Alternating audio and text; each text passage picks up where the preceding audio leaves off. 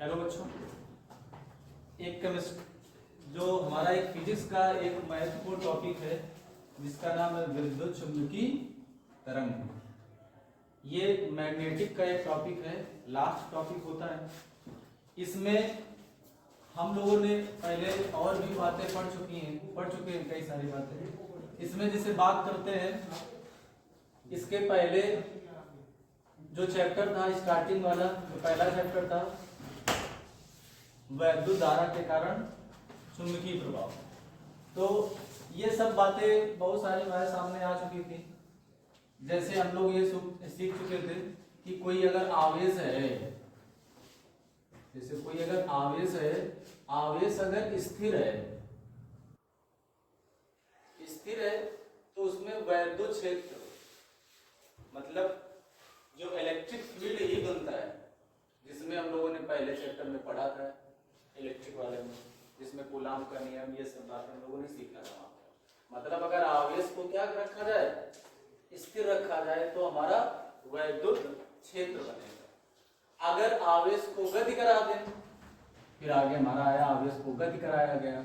अगर आवेश गति करेगा तो एक समान रूप से गति कर सकता है, एक समान रूप से, मतलब उसकी जो वेलोसिटी हो इक्वल हो, तो एक समान रूप से गति करेगा तो क्या बनता है, E और B, मतलब वैद्युत क्षेत्र और चुंबकीय क्षेत्र बनता है। इसको किसने बताया था? ऑरेस्टेड जी ने बताया था।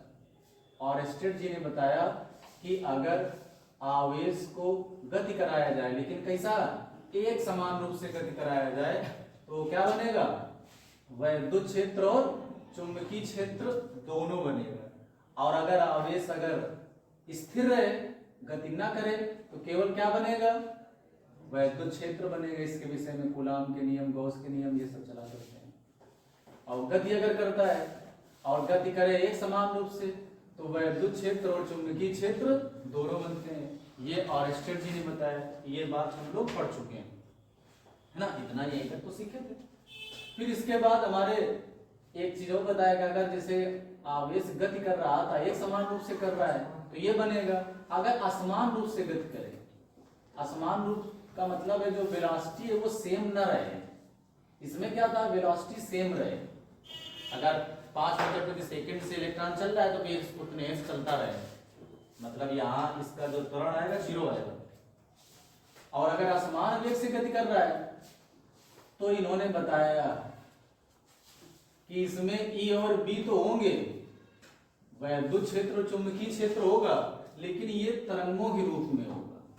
कैसे होगा, तरंगों के रूप में होगा, जिसे हम लोग वैद्युत चुंबकीय तरंगे कहते हैं। और इसको बताया किसने था, हमारे स्कॉटलैंड के वैज्ञानिक थे, अर्थात यूके के वैज्ञानिक थे, जिनका नाम था क्या, मैक्सवेल। तो मैक्सवेल जी ने बताया। तो ये पूरा चैप्टर में पूरा इसका हिस्ट्री है, और ये बात इन्होंने 1865 में बताया। मतलब क्या है, ये बात पूरी समझ गए हो गया तो मैं क्या बताना चाह रहे हैं। अगर आवेश पूरी, देखो हमारी जो इंटर की फर्स्ट फिजिक्स है, पूरी बातें हमने बता दिया एक साथ। इलेक्ट्रिक जब पढ़े थे तो उसमें आवेश को स्थिर रखा गया था, और स्थिर रखा है तो मतलब जो वेग है उसका 0 है, तो उस समय केवल क्या होगा, वैद्युत क्षेत्र होगा। और जब अगर आवेश को गति कराने लगोगे, और गति दो तरीके से, एक वेग समान हो और असमान हो। अगर समान वेग से गति करा रहे हो तो वैद्युत क्षेत्र और चुंबकीय क्षेत्र दोनों बनेगा। ये बात ऑरेस्टेड जी ने हमारे बता दिया। अगर इसी वेग को असमान रूप से गति कराया जाए, असमान तो समझ गए होगे ना, तो क्या होगा, वैद्युत क्षेत्र और चुंबकीय क्षेत्र होगा, लेकिन ये तरंगों के रूप में होगा। उससे तरंग निकल रहे होंगे, वो तरंग किसके निकल रहे होंगे, दोनों के, वैद्युत क्षेत्र के भी और चुंबकीय क्षेत्र के भी तरंगे निकल रही होंगी। और इसको बताया किसने था, मैक्सवेल जी ने बताया था 1865 में। और बताया कि जो वैद्युत चुंबकीय तरंगे निकलती हैं, और ये पूरी घटना क्या कहलाती है, वैद्युत चुंबकीय तरंगे कहलाती है। मतलब इलेक्ट्रोमैग्नेटिक वेव्स बोलते हैं। इलेक्ट्रो हो गया, ये मैग्नेटिक हो गया, ये वेव्स हो गया। तो हम लोगों ने इतनी बात समझ लिया, तो इतना समझ गए होंगे क्या है इस चैप्टर में। अब हमारा टारगेट है पूरा, याद रखना, वैद्युत चुंबकीय तरंगों के विषय में किसने बताया? मैक्सवेल जी ने बताया। कब बताया? 1865 में। रहने वाले कहाँ थे? स्कॉटलैंड अर्थात यूके के रहने वाले थे।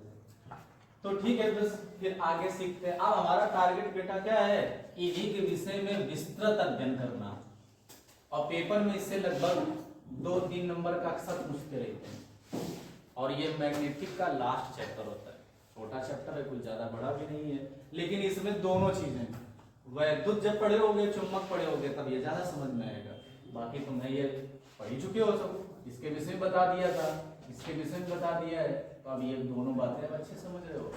लास्ट चैप्टर है, बस खत्म हो जाते हैं यहाँ से। तो कुछ हम लोग इसके विषय में पढ़ लेते हैं कि मैक्सवेल जी ने इसके विषय में क्या क्या बातें बताया।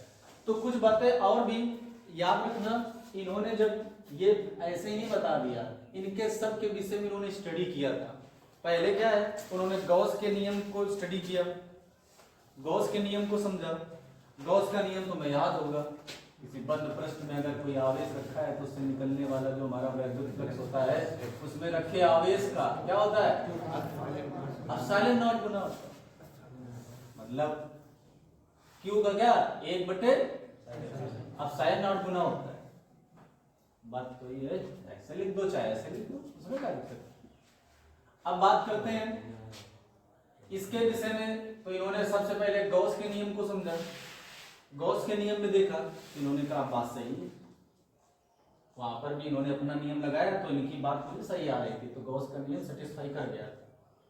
फिर इन्होंने जो चुंबकीय के लिए गॉस का नियम लगाया, तो उसमें ये देखा इन्होंने B.dh को ही बताया कि किसी बंद पृष्ठ में जो हमारा चुंबकीय बल रेखाएं होगा तो क्या है, वो 0 होता है। अर्थात इन्होंने ये बताना चाह रहे थे कि किसी स्वतंत्र, अगर हमारा चुंबक जो है किसी स्वतंत्र ध्रुव का कोई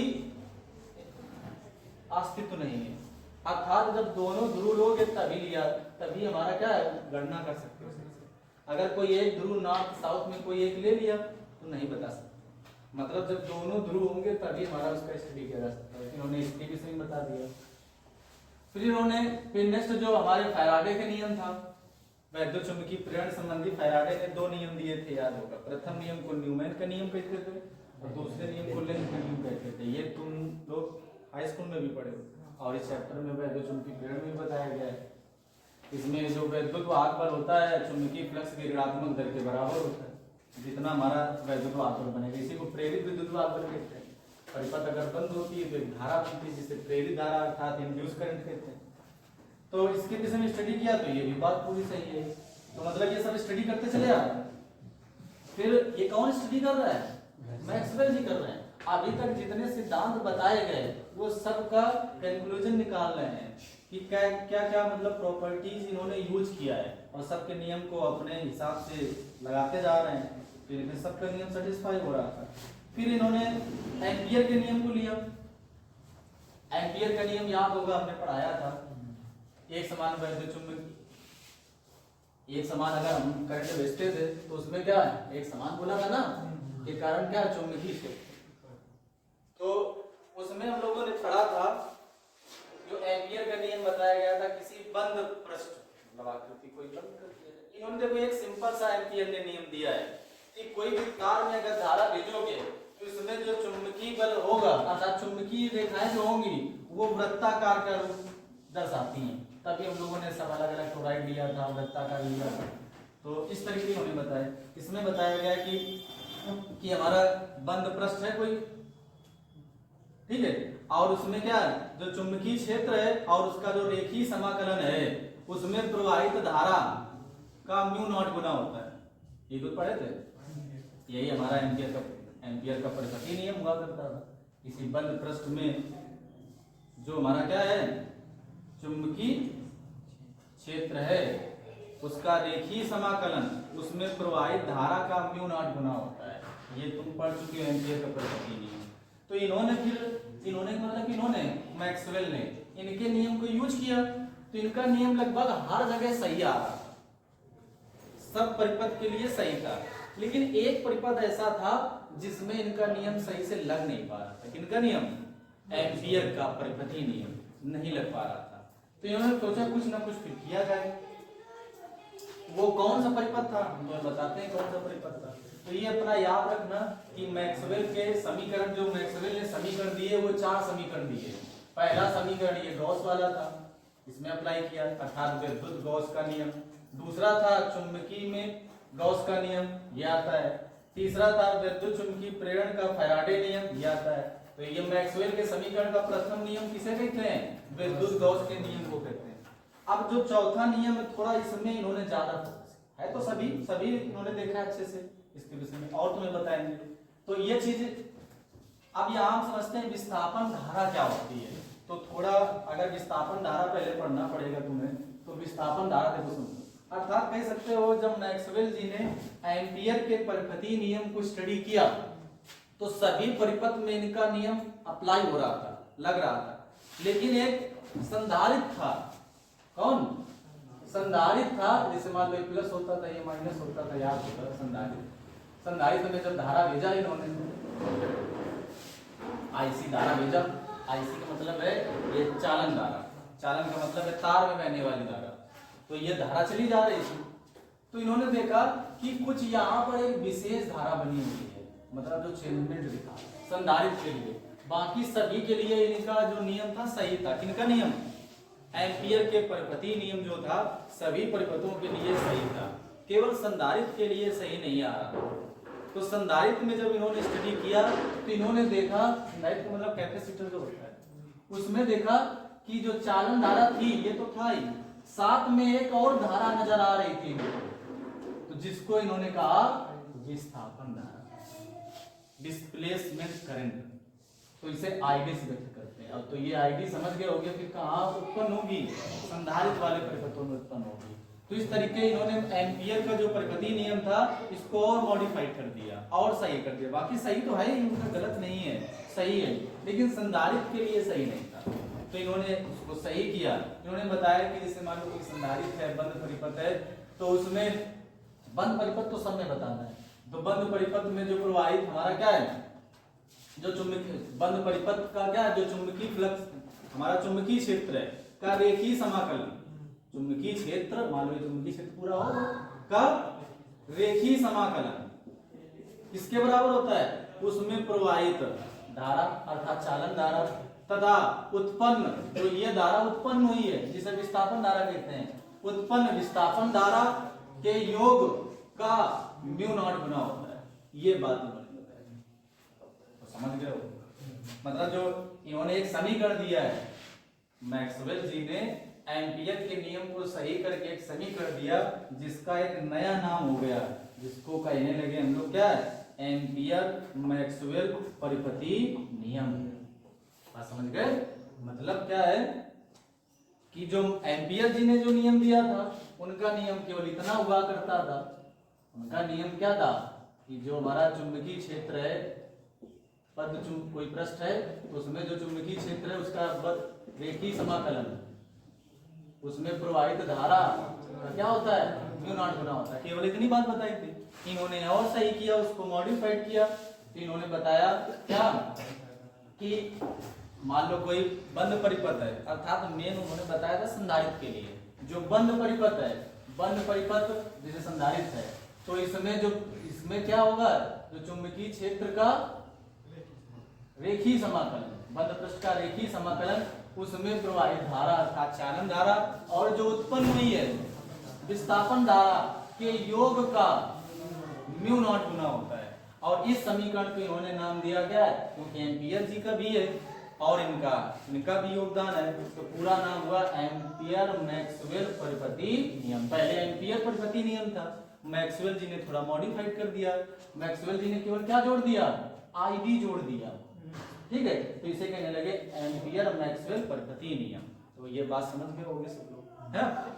अब बात करते हैं विस्थापन धारा को और अच्छे से समझते हैं। तो विस्थापन धारा समझ में आया होगा, विस्थापन धारा किसे कहते हैं। तो हमने बताया कि जैसे मान लो संधारित्र है, इसमें जब हम लोग धारा भेजते हैं तो चुंबकीय क्षेत्र उत्पन्न होता है, एक धारा वहां और उत्पन्न हो जाती है जिसे विस्थापन धारा कहते हैं।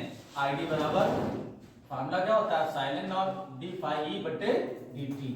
तो ये हमारा क्या है, विस्थापन धारा है। अब विस्थापन धारा का प्रूफ करना है, क्या करना है, प्रूफ माने सिद्ध करो। क्वेश्चन ये भी आ जाता है कि विस्थापन धारा किसे कहते हैं और इसका निगमन। ठीक है, तो विस्थापन धारा इसका हम लोग प्रूफ भी सीख लेंगे क्या होता है ना। अब वीडियो इससे ज्यादा बड़ा हो जाएगा तो ये तो मैं बाद में बता दिया जाएगा। ठीक है, अभी फिलहाल हम लोग पूरा समझ लेते हैं मैथ वाला।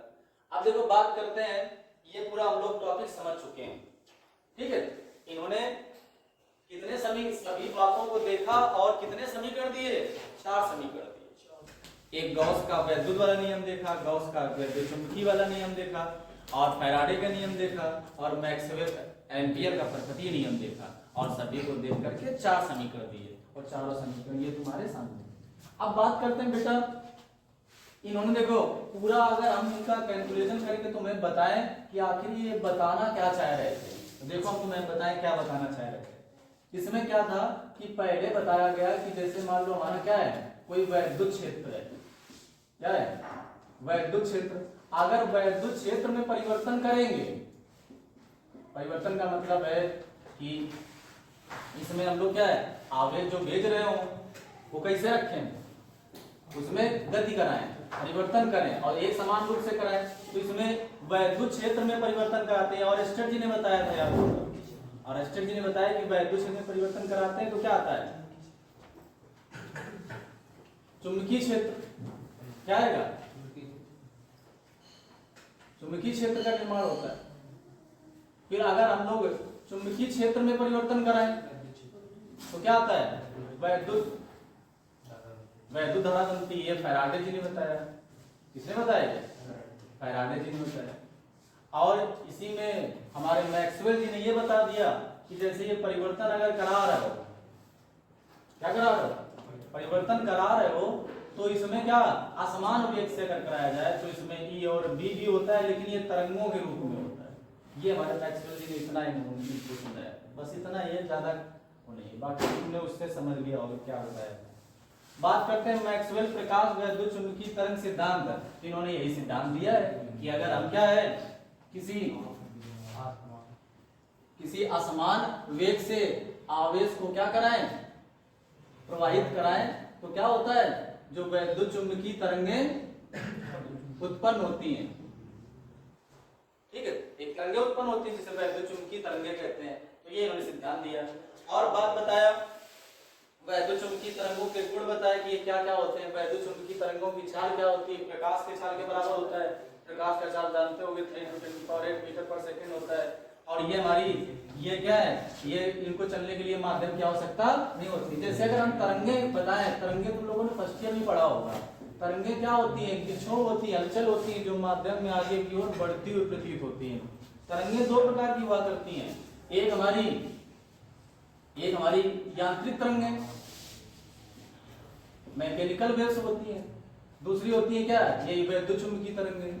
वैद्युत चुंबकीय तरंगें, यांत्रिक तरंगें किसे कहते हैं, ऐसी तरंगें जिनको चलने के लिए माध्यम की आवश्यकता होती है, उसे यांत्रिक तरंगें कहते हैं। यांत्रिक तरंगें 2 प्रकार की होती हैं, प्रगामी तरंग, अप्रगामी तरंग। प्रगामी तरंग किसे कहते हैं, जो तरंगें माध्यम में आगे की ओर बढ़ती हुई प्रतीत होती है उसे प्रगामी तरंग कहते हैं। जो स्थिर प्रतीत होती है उसे अप्रगामी तरंग कहते हैं। और प्रगामी तरंगें 2 प्रकार की होती हैं, अनुप्रस्थ तरंग और अनुदैर्ध्य तरंग। अनुप्रस्थ तरंग क्या होती है, जो तरंग तथा गर्त के रूप में चलती है उन्हें अनुप्रस्थ तरंग कहते हैं। और अनुदैर्ध्य तरंग किसे कहते हैं, जो संपीड़न तथा विरलन के रूप में चलती हैं, वो हमारी अनुदैर्ध्य तरंग होती है। बाकी ये तुम्हारा फर्स्ट ईयर का टॉपिक था, इसमें मैं ज्यादा नहीं पढ़ना। मेन हमारा ये वैद्युत चुंबकीय तरंगें हैं और इसमें अंतर भी आया करता है। तो यांत्रिक तरंगें याद रखना है, ये मैकेनिकल वेव जो होती है, तो ऐसी तरंगें जिनको चलने के लिए माध्यम की आवश्यकता हो, क्योंकि बिना माध्यम के नहीं चल पाएंगे, उसे क्या कहते हैं, वैद्युत चुंबकीय, जिसे हम लोग यांत्रिक तरंगें कहते हैं। यांत्रिक तरंगों में हमारे आ जाते हैं जैसे ध्वनि तरंग, जो हम लोग बोल रहे हैं, ये माध्यम की आवश्यकता होती है, तो बिना माध्यम की ये नहीं चल पाएंगे। तो ये हमारी जो ध्वनि तरंग है एक प्रकार की कैसी तरंग है, यांत्रिक तरंग। जो हमने जैसे इसमें इससे जो जनरेट हुई, हमारी गिटार से जो जनरेट हुई, तो ये सब कैसी तरंगें होती हैं, यांत्रिक तरंगें होती हैं। वैद्युत चुंबकीय तरंगें प्रकाश तरंगें होती हैं, जो प्रकाश से हमारी चली आ रही है। ठीक है, तो इनको चलने के लिए माध्यम की आवश्यकता नहीं होती है, बिना मतलब कह सकते हो माध्यम में भी चल सकती और जिसमें माध्यम नहीं उसमें भी चल सकती है। तो ये गुण बता रहे हैं, कि ये प्रकाश के चाल के बराबर चलती हैं, इनको चलने के लिए माध्यम की आवश्यकता नहीं होती है। और जब ये चलती हैं तो इसमें E और B दोनों होता है और ये दोनों परपेंडिकुलर होते हैं, मतलब वैद्युत क्षेत्र और चुंबकीय क्षेत्र दोनों कैसे होंगे, लंबवत होते हैं। ये बात मैक्सवेल जी ने बताया है। वैद्युत चुंबकीय तरंग और भी कई सारी इसमें प्रॉपर्टीज होती हैं कि इस पर हमारा ताप, दाब, आर्द्रता का कोई प्रभाव नहीं होता है, इस पर वैद्युत चुंबकीय तरंग होता है, इस पर इसका कोई प्रभाव नहीं होता। और वैद्युत चुंबकीय तरंगें एक प्रकार की अनुप्रस्थ तरंगें होती है, याद रखना, ये क्वेश्चन आ चुका है कि वैद्युत चुंबकीय तरंगें कैसी होती हैं, अनुप्रस्थ तरंगें होती हैं, लिखा भी है ये कैसी तरंगें होती हैं, अनुप्रस्थ तरंगें होती हैं। हम तुम्हें एक बात बताएं, हमेशा याद रखना, ध्वनि तरंग को छोड़ करके, क्योंकि ध्वनि तरंगें अनुदैर्घ्य तरंगें होती हैं, ध्वनि तरंग को छोड़ करके जितनी भी तरंगें हैं वो सब अनुप्रस्थ तरंगें होती हैं। ये दिमाग में बिठा दो, कभी भी कोई याद है तो हमेशा क्या बताओगे, ध्वनि तरंग को छोड़ करके। ध्वनि तरंग जो हमारी है वो कैसी तरंग है, अनुदैर्घ्य तरंग है। शेष जितनी तरंगें हैं वो सब अनुप्रस्थ हैं। ठीक है, आगे चलते हैं। ये तो इसमें कई सारी हम लोग बातें सीखते हैं। E और B का अनुपात क्या रहता है, C के बराबर होता है। ये सब इसके गुण हैं और इसके सवाल भी लगते हैं। E क्या है, वैद्युत क्षेत्र, B चुंबकीय क्षेत्र। E नॉट B नॉट के बराबर भी हो जाता है। E नॉट B नॉट क्या है, ये शिखर मान है। वैद्युत क्षेत्र का शिखर मान E नॉट, चुंबकीय क्षेत्र का शिखर मान B नॉट। E नॉट तथा B नॉट के अनुपात किसके बराबर होता है, प्रकाश की चाल के बराबर होता है। तो ये सब इसमें गुण है, सवाल भी लगते हैं। और वैद्युत चुंबकीय तरंगों में हमने ये अंतर बता ही दिया, तो ये टॉपिक कंप्लीट हुआ। अब बात करते हैं बेटा वैद्युत चुंबकीय तरंगों की क्या, स्पेक्ट्रम। वैद्युत चुंबकीय का स्पेक्ट्रम, स्पेक्ट्रम माने होता है क्रम। तो कह सकते हो कि जो वैद्युत चुंबकीय तरंगे हैं, वैद्युत चुंबकीय तरंगे हमारी 7 हैं, G, X, UV, I, M, R। बताते हैं कौन कौन सी हमारी जो वैद्युत चुंबकीय तरंगे वो कितनी है, वो 7 तरंगे हैं। और इन 7 तरंगों की आवृत्ति, तरंग दैर्घ्य को एक निश्चित क्रम में लिखना, मतलब घटते अथवा बढ़ते क्रम में। मान लो हम तरंग दैर्घ्य आवृत्ति का घटता क्रम लिखें अथवा तरंग दैर्घ्य का बढ़ता क्रम लिखें, से बनी जो हमारा बना एक सीरीज होगा, जो बना क्रम होगा, उसे वैद्युत चुंबकीय स्पेक्ट्रम कहते हैं। फिर से देखो समझो हमने क्या बताया। हमारे पास देखो बेटा 7 तरंगें, जो सूर्य से तरंगें आती हैं वो 7 आती हैं। कौन कौन सी, G, X, U, V, I, M, R। G का मतलब गामा किरण, X का मतलब X रेस, और U का मतलब अल्ट्रावायलेट।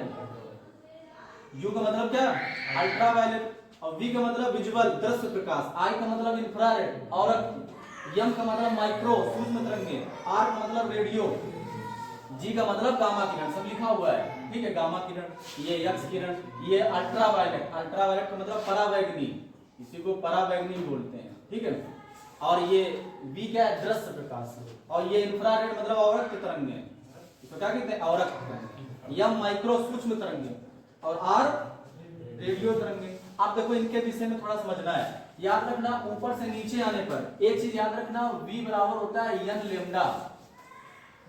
ये पढ़ चुके होंगे। ये क्या होता है, तरंग की चाल होती है। n क्या होता है, इसकी आवृत्ति होती है। लेमडा क्या होता है, तरंग दैर्घ्य होता है, वेवलेंथ होता है। मतलब ये हमारा फार्मूला होता है तरंग की चाल का, वेव की जो स्पीड होती है इसका ये फार्मूला होता है। याद रखना, n जो n है एंटी प्रोपोर्शनल है लेमडा के, मतलब व्युत्क्रमानुपाती होता है। अगर आवृत्ति बढ़ेगी तो तरंग दैर्घ्य घटेगा, और आवृत्ति घटेगी तो तरंग दैर्घ्य बढ़ेगा, उल्टा होता है। तो एक बात हमेशा याद रखना, ऊपर से नीचे आने पर इसकी आवृत्ति जो होती है n, वो घटती है, मतलब नीचे है तो मतलब घटती है, और जो लेमडा होता है वो बढ़ता है। बात समझ गए। एक क्वेश्चन पक्का एग्जाम में, एक क्वेश्चन इससे पक्का आता है। ठीक है, अब मान लो ये दे दी हमने गामा पहले, तो ये समझ लो क्या होता है। ऊपर से नीचे आने पर हमने क्या बताया, आवृत्ति घटती और तरंग दैर्घ्य बढ़ता है। जो तरंग दैर्घ्य है वो 10 की घात हमारा -14 से लेकर और 10 की घात कहां तक, ये हमारा जिसे बात करते हैं 10 की घात 4 तक। जो हमारी वैद्युत चुंबकीय तरंगें होती हैं, इनका जो तरंग दैर्घ्य है 10 की घात -10 से लेकर 10 की घात 4 मीटर तक होता है। ठीक है, तो देख रहे होगे बढ़ रहा है, तो ऊपर से नीचे आने पर तरंग दैर्घ्य बढ़ता है और जबकि आवृत्ति घटती है। और देखो एक चीज और याद रखना, E बराबर हमारा E बराबर एक होता है क्या है, यक्सी अपान लेमडा फार्मूला होता है। तो देख रहे होगे लेमडा अगर ज्यादा तो ऊर्जा कम, लेमडा कम तो ऊर्जा ज्यादा। तो देखो ऊपर से नीचे आने पर लेमडा बढ़ता है तो ऊर्जा भी घटती है, समझे?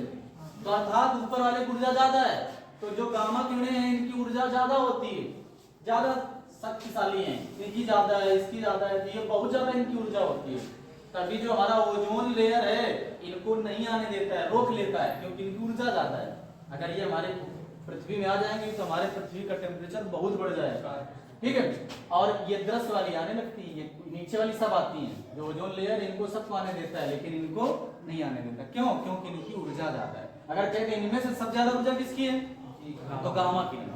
गामा किरण समझ गए? क्यों? क्योंकि इसकी तरंग दैर्घ्य सबसे कम है, तरंग दैर्घ्य कम है तो ऊर्जा ज्यादा।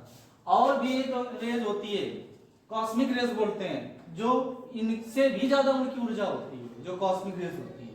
तो बाकी उतना हमें नहीं सीखना है अभी, इतना समझ जाओ, वो कंडीशन में आता है, ठीक है।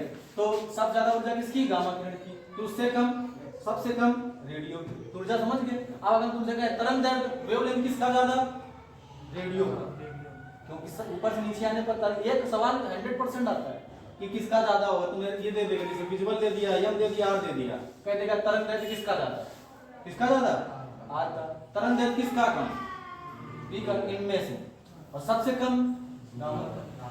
तो तरंग दैर्घ्य समझ गए। अगर हम कह दें कि आवृत्ति किसकी ज्यादा है, इनमें आवृत्ति किसकी ज्यादा है, तो आवृत्ति बी की ज्यादा है, आवृत्ति इसकी कम, सब ज्यादा आवृत्ति गामा।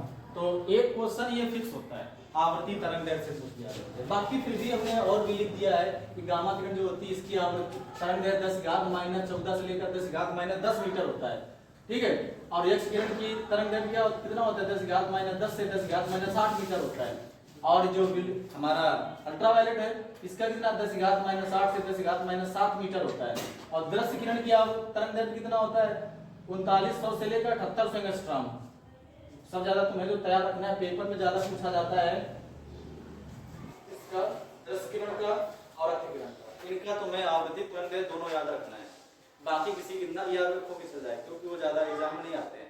एग्जाम में तुम्हारा आता है ज्यादा क्या, दृश्य किरण की आवृत्ति तरंग दैर्घ्य, और अति किरण की आवृत्ति तरंग दैर्घ्य, और परावैगनी किरण की आवृत्ति तरंग दैर्घ्य, इनकी जरूर याद रखना है। बाकी हमने एक मैट्रिक भी बता दिया है, ट्रिक की है कि ये तुम्हें याद रखना है कि ऊपर से नीचे आने पर बढ़ता क्या है, घटता क्या है। और तुमसे पर्टिकुलर नंबर नहीं पूछता है, ये पूछता है कि किसकी ज्यादा किसकी कम, तो निकाल सकते हो। एक ट्रिक बता दिया तुमने, जो बेटर है। बस ये फार्मूला याद रखना है, GX UV IR। हमारी जो वैद्युत चुंबकीय तरंगें हैं वो 7 है, कौन कौन सी, GX UV IR, ठीक है। वो दृश्य तरंगें तुम लोगों ने छोटे में सीखा था, वायव्योर जो हाई स्कूल में सीखा था, जो वो दृश्य किरणें होती हैं, जो V है ये V, ये होती हैं 7, वायव्योर जिसे बोलते हैं, ठीक है। ये हमने बताया तुम्हें वैद्युत चुंबकीय तरंगें, ये इनको चलने के लिए माध्यम की कोई नीड नहीं होती है, ठीक है। बाकी सब पे लिखा हुआ है, अपना पढ़ सकते हो। और सबके उपयोग भी तैयार रखना है तुम्हें, क्योंकि उपयोग पेपर में लिखने को आता है कि इनको उपयोग बताओ। देखो हम बताए करें, जैसे गामा किरण है, गामा किरण के उपयोग अगर बात करें तो इसकी ऊर्जा ज्यादा होती है। इस वजह से हम लोग क्या करते हैं, जो गामा किरण है तो कई सारे चीजों को संरक्षित रखने में करते हैं, है ना। बात करते हैं यक्स किरण, यक्स किरण का उपयोग तो जानते हो, इसका हम लोग उपयोग करते हैं एक्सरे, मतलब जो हड्डी टूट गई है कहीं पर, जो शरीर ये जांच करने में। कोई अगर हमारा मान लो कि कई टाइप की आती हैं ये, अगर रॉन्जन जी, इसकी खोज किसने किया था, प्रोफेसर रॉन्जन जी ने किया था, एक्स किरण की खोज प्रोफेसर रॉन्जन जी ने किया था। अगर 6 रॉन्जन तक का यूज कर रहे हो तो ये हमारे शरीर की जांच करने में काम करता है। अगर तुमने 20 रॉन्जन किरण का यूज कर लिया तो ये क्या होता है, ये हानिकारक हो जाता है हमारे शरीर के लिए। तो जब भी यक्स किरण की हम लोग जो एक्सरा बोलते हैं, एक्सरा नहीं कहते, एक्सरे बोलते हैं, क्योंकि यक्स रेज भेजी जाती है उसमें, ठीक है। तो इससे हम लोग जांच करते हैं। यूवी हो गया तो ये तो बहुत ही खतरनाक होता है ना। बिल्डिंग में ही आदि में काम आ जाता है हमारा, जब हम लोग बिल्डिंग करते हैं तो ये रेज निकलती हैं ना। बात करते हैं दृश्य किरण, तो ये हमारे देखने में वर्क करता है, जो हम लोग देख पा रहे हैं इसी वजह से देख पा रहे हैं। अगर दृश्य किरण ना होती तो हम कुछ देख ही ना पाते। और अक्ष किरण की बात करते हैं, जो हमारे इंफ्रारेड होता है, तो ये हमें नहीं दिखती है, केवल हमें दिखता है दृश्य किरण, बाकी कोई नहीं दिखता है। तो इंफ्रारेड जो होता है अवरक्त किरणें, तो ये अवरक्त किरणें जो हमारी टीवी में, जो डिश टीवी में रिमोट होते हैं उसमें अवरक्त इंफ्रारेड यूज किए जाते हैं, ठीक है, इनसे इनका यूज करते हैं। और जो हमारा कह सकते हैं हमारी आंखें इंफ्रारेड नहीं देख पाती, लेकिन हमारा जो मोबाइल है, ये कैमरे हैं, ये इंफ्रारेड देख पाते हैं, ये देख लेते हैं। कभी भी जैसे तुम्हारे पास डिश टीवी अगर है तो जो रिमोट होता है इसे अगर दबाओगे बटन तो उसका बल्ब तुम्हें समझ में नहीं आएगा, लेकिन वो एक चीज अगर तुम मोबाइल का कैमरा स्टार्ट करो बैक वाला और उसका बटन दबाओ तो तुम्हें डिस्प्ले में वो बटन, वो लाइट जलती हुई नजर आएगी। तो मतलब जो हमारा मोबाइल का कैमरा है ये इंफ्रारेड देख लेता है, लेकिन हमारी आंखें नहीं देख पाती हैं। यही रीजन है, तुमने देखा होगा बहुत सारे कैमरे में आत्माएं कैद हो गई, आत्मा कैद हो गई, हाँ आत्मा भी होती है, रेज है, तो रेज एक जगह इकट्ठे हो गए, एक रूप दे दिया, बाकी ऐसा कुछ पता नहीं, लेकिन एक बन जाता है। जो रेज बहुत सारी होती हैं तो रेज क्या मिलकर एक आकार बना देती हैं और वो कैमरे में कैद हो गई, लगेगा कोई आत्मा है, ठीक है। तो ये भी होता है, ऐसा भी होता है। बात करते हैं सूक्ष्म तरंगे, तो सूक्ष्म तरंगे जो माइक्रोवेव्स होती हैं इनका यूज हम लोग खाने बनाने में करते हैं, खाना भी बनाते हैं इसमें, क्योंकि ऊर्जा काफी होती है इसमें भी। रेडियो तरंगे की बात करते हैं, इसका यूज हम लोग कहाँ में करते हैं, जो हमारे रेडियो टीवी सिग्नल भेजने में करते हैं। तो याद रखना मोबाइल टावर में रहता है और ना, लेकिन जो नेटवर्क हम लोगों के आते हैं रेडियो, ठीक है। तो ये बातें हम लोगों ने लगभग ये सीख लिया, इस तरीके ये पूरा चैप्टर खत्म हो जाता है, बाकी कुछ ज्यादा, ठीक है। इसको अच्छे से अगर एक बार ना समझ में आया हो दोबारा देख लेना, और अगर तुम्हें लगेगा तो इसके नोट्स तुम्हें हम अवेलेबल करा देंगे, जो एक चैनल है उसका